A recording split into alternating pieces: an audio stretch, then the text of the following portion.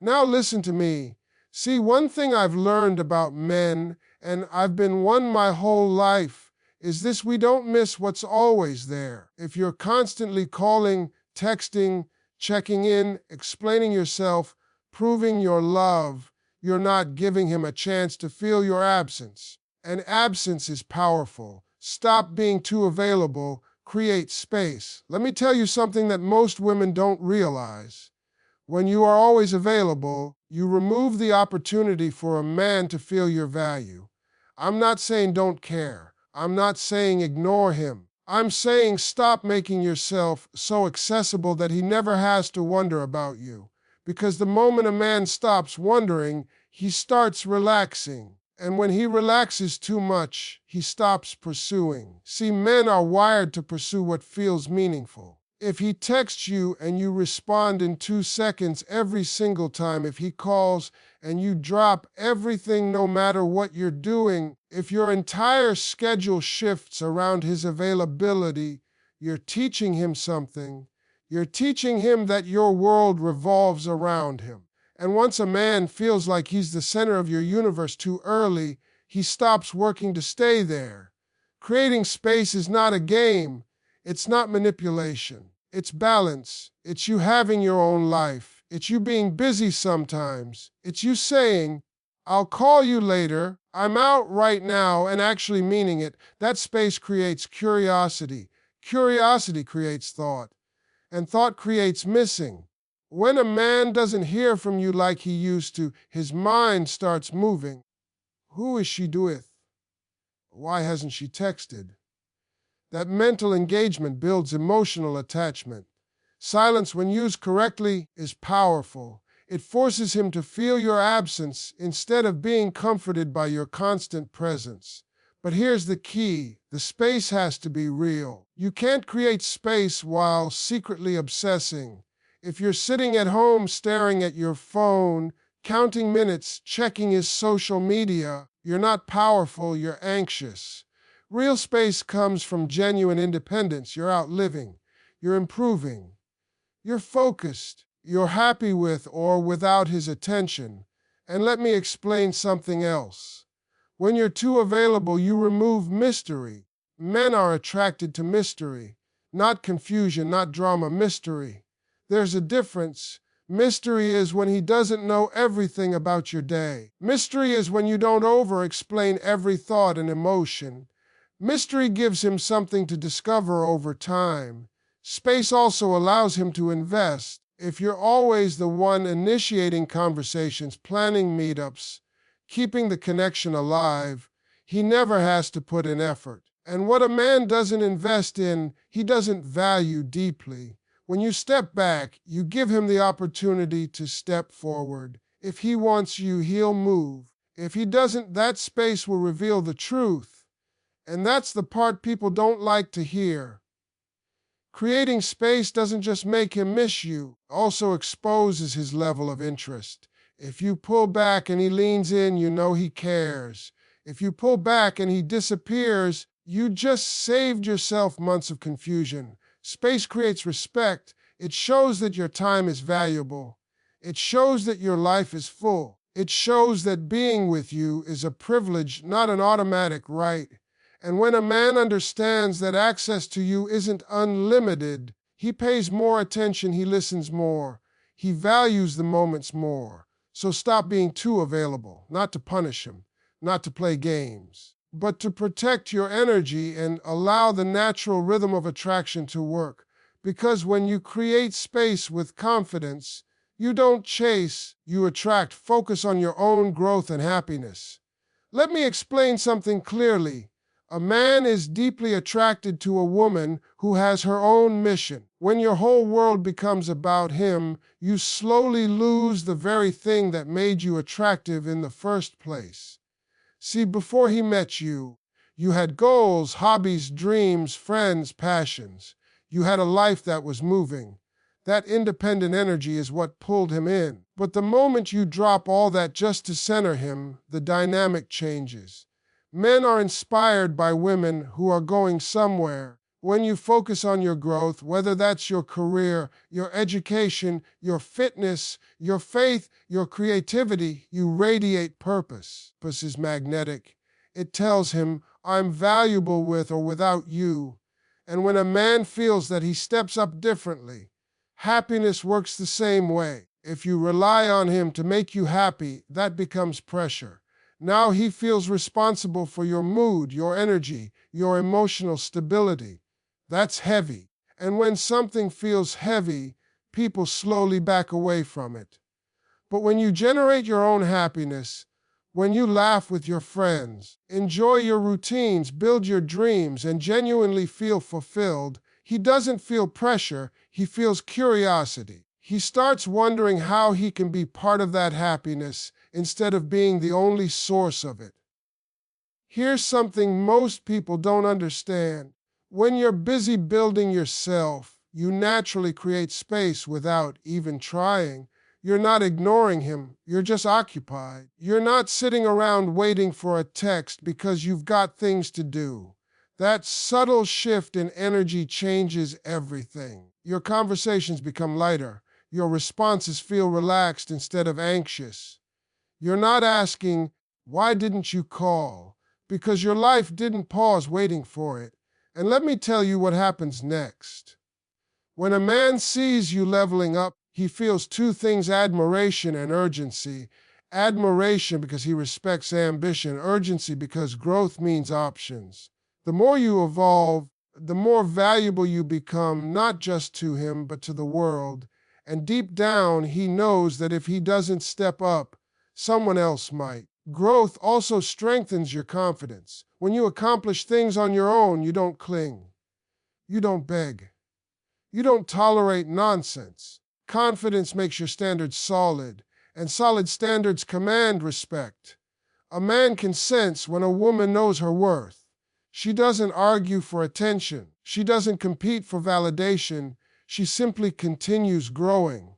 Now understand this clearly. Focusing on yourself is not about revenge. It's not about making him jealous. It's about becoming so fulfilled that you're not emotionally dependent on his presence. When your happiness is internal, not external, you glow differently, you speak differently, you move differently. And here's the irony: the less you chase his attention, the more he notices you. The more you invest in yourself, the more he invests in you. Because people value what shines. They are drawn to energy that feels abundant, not needy. So build your body, build your mind, build your dreams, build your peace. Let him see that your life is expanding, not shrinking around him. When you're growing and glowing at the same time, a man doesn't just like you, he fears losing you. And that's when he starts missing you on a deeper level. Let him feel your absence, not your pressure. Now listen carefully, because this right here changes everything. There is a big difference between a man feeling your absence and a man feeling your pressure. Absence makes him think about you. Pressure makes him think about escaping you. And most people don't even realize when they've crossed that line. Pressure sounds like constant. Why haven't you called? Pressure feels like repeated. Where is this going? Pressure shows up when every conversation turns into reassurance. And look, wanting clarity is normal. Wanting security is human. But when a man feels like every interaction comes with emotional weight, he doesn't feel romance, he feels responsibility. And responsibility without choice feels heavy. Absence, on the other hand, is quiet. It doesn't argue. It doesn't demand. It doesn't chase. It simply steps back. When you allow a little distance, something powerful happens inside a man's mind. He starts to replay moments. He hears your laugh in his head. He remembers the way you looked at him. He notices the silence where your voice used to be. That's emotional processing, and you cannot force emotional processing through pressure. It only happens in space. You see, men often need time alone to recognize what they feel. Women tend to process emotions through conversation. Men process through reflection. So when you're constantly in his ear asking for answers, he doesn't get the mental space to actually discover those answers.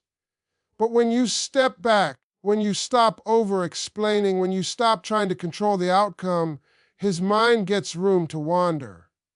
And when it wanders back to you. Pressure also removes mystery. If he already knows exactly how you feel every minute, if you've told him every fear, every thought, every insecurity right away, there's nothing left to unfold. Emotional discovery is part of attraction. It builds slowly. When you rush it, you skip the natural build-up that creates longing. Now let's talk about energy. Pressure carries anxious energy. It says, absence carries confident energy. It says, I value you, but I value myself too. That difference is huge. A confident absence makes a man lean in, an anxious presence makes him lean away. And here's the part that's hard to hear.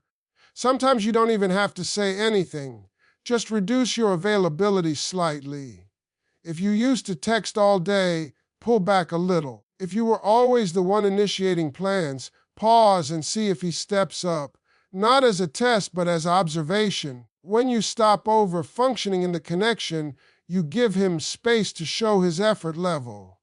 When a man feels your absence, he feels a gap, and humans naturally want to close gaps. If he cares, he'll reach.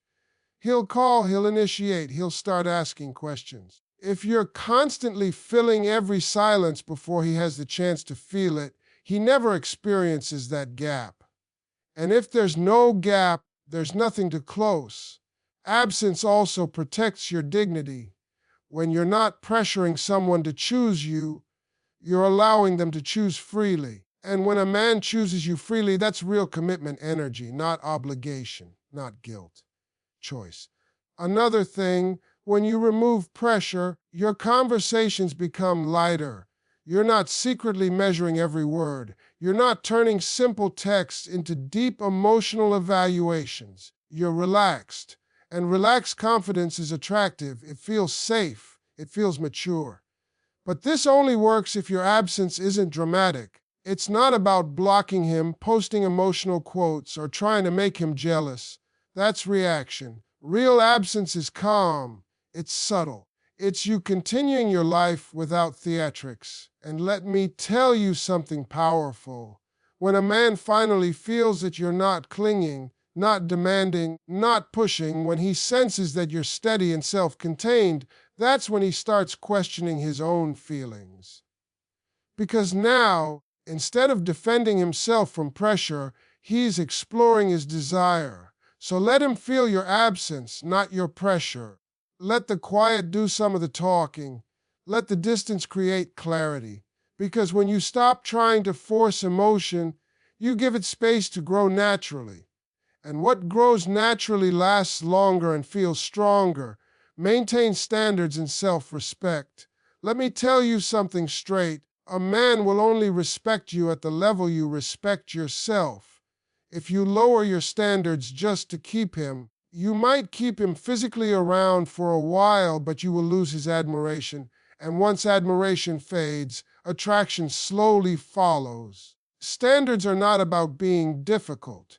They're not about making a list of impossible demands. Standards are about knowing what you will and will not tolerate.